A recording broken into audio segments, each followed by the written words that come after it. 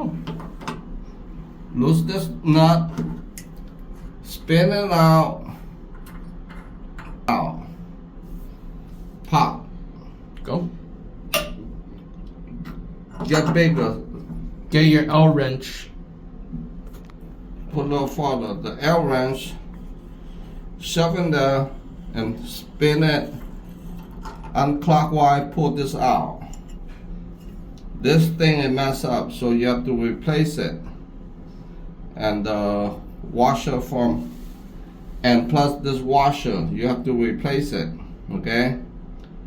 That's all you need to do, okay? Pop.